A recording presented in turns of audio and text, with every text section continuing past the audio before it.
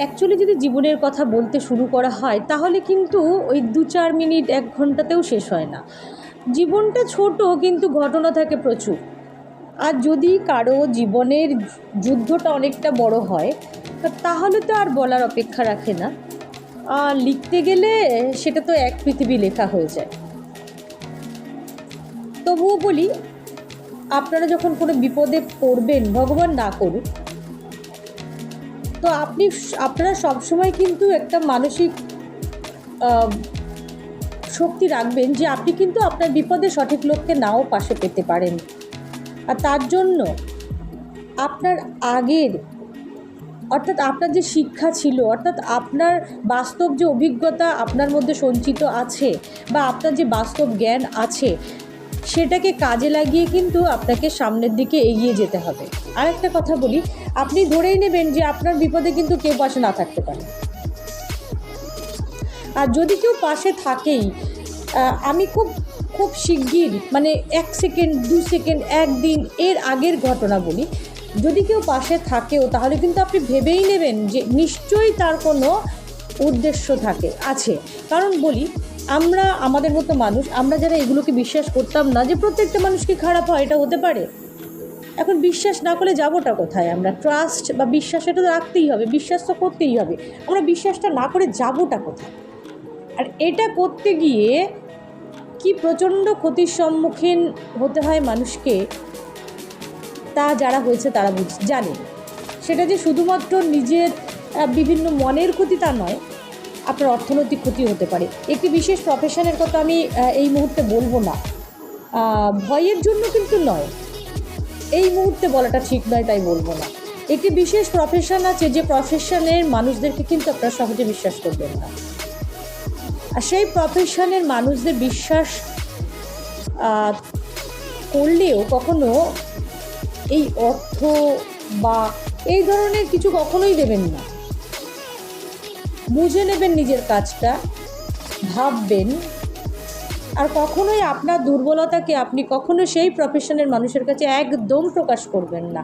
শুধু সেই প্রফেশন কেন, অ্যাকচুয়ালি আপনার আশেপাশে যে সমস্ত বন্ধুবান্ধব পরিচিত আছে তারাও যে সবাই সব কিছু সমানভাবে সুন্দরভাবে নেবে তা কিন্তু নয়।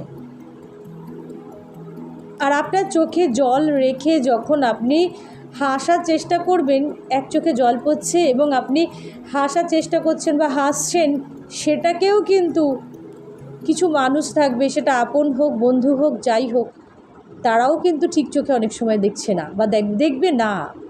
আমি তার উদাহরণ আছি। আমার ভেতরটা যখন যন্ত্রণায় ভরপুর, আমি যখন লড়ছি, প্রতিটা মুহূর্তে জানেন আমি অনেক দিন থেকে লড়ছি, কী লড়াই সেটা তো পরেই দেখা যাবে বিষয়টা। তো আপনার ভালো থাকা বা ভালো থাকতে চাওয়ার প্রচেষ্টাটাও আপনাকে এমনভাবে ডিমোটিভেট, অর্থাৎ আপনাকে এমনভাবে স্লিপ কাটাবে, মন থেকে আপনাকে এমনভাবে সরিয়ে দেবে যে আপনার মনের উপর না একটা প্রভাব পড়বে এবং আপনাকে যেটা করবে, স্বাভাবিক জীবনযাপন থেকে আবার ব্যাঘাত ঘটবে। আপনি সমস্ত যন্ত্রণাকে যে প্রশ্রয় দিতেই হবে, কিছু করার নেই, আপনার গায়ের মধ্যে চলে এসেছে, তো সেই প্রশ্রয়টাকে সরিয়ে দিয়ে আপনি তো আমার নিজস্ব একটা শান্তির আশ্রয় খুঁজতে হবে। আর সেটা খুঁজতে গিয়ে যখন আপনি লড়াই করছেন এবং যখন এক চোখে জল এবং মুখে হাসি নিয়ে সামনের দিকে এগিয়ে যাচ্ছেন, তখনই যখন আপনার পরিচিত বা বন্ধুবান্ধব বা আত্মীয় স্বজন যারা আছে তারা যখন আপনাকে এমন কিছু কথা বলছে, এমন কিছু কাণ্ড করছে প্রকাশ্যে, আপনি কতটা সহ্য করবেন, কতদিন সহ্য করবেন?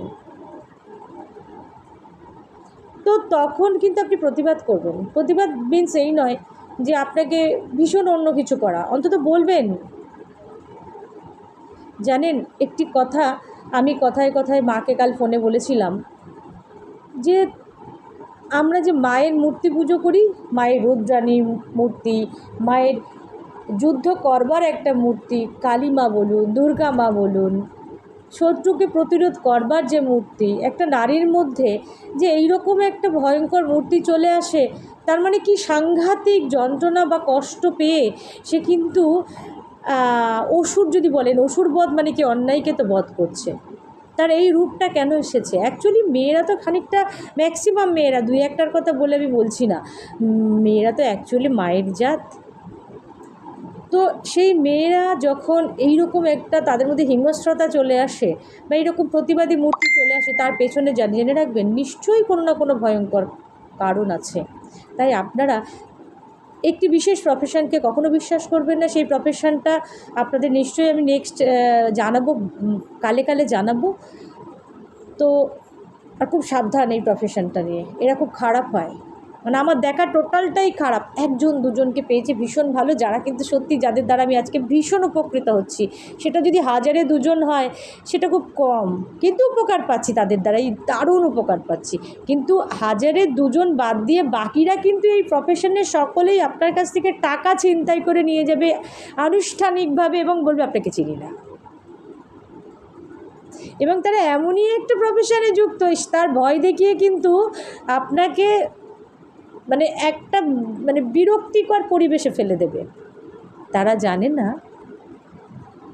জানে না যে তারাও কিন্তু রক্তে মাংসে গড়া মানুষ, যাকে ক্ষতি করতে তারাও রক্তে মাংসে গড়া মানুষ। তারা যেমন অনেক কিছু জানে, বিপরীত পক্ষ বা যার এই সমস্ত প্রবলেমে ফেলছে তাদেরও কিছু জানা আছে, তারও কিছু জানা আছে। বিবেকে বাঁধে। তবে সবার শেষে একটি কথা বলে রাখি, সময়ের জন্য অপেক্ষা করা খুব ভালো। আমরা কিন্তু সময়ের দাসই বটে। একটা সময় থাকবে সাংঘাতিক খারাপ। আর অনেক দিন আগে একটি ভিডিওতে বলেছিলাম, উপরে একজন আছে যার কাছে লাটাই আছে, যিনি প্রয়োজনে সুতো ছাড়েন, প্রয়োজনে সুতো টেনে নেন। দেখবেন এই যারা ক্ষতি করে বেড়াচ্ছে, দারুণ একটা প্রফেশনে একটা দারুণ দামি চেয়ারে বসে চুরি করছে, রীতিমতো আনুষ্ঠানিক চুরি, তাদের বিচারও তো একটা আসবেই। তিনি ঠিক সময় ঠিক বিচার করে নেবেন, কখনো ভেঙে পড়বেন না। আর লড়তে পারতে হবে। যে পরিস্থিতি এসেছে, আমরা কিন্তু সকলে ভালো থাকবো না। আমাদেরকে দেখে হয়তো মনে হতে পারে আমাদের ছোটোবেলার জীবনযাপন, অনেক কিছু দেখে মনে হতে পারে এ মেয়ে কিন্তু ভালো থাকবে, এ মেয়ে কিন্তু দারুণ থাকবে। একদম ঠিক তা নয়। কার কপালে কে আছে কি আছে কে জানে, কাল কে দেখেছে।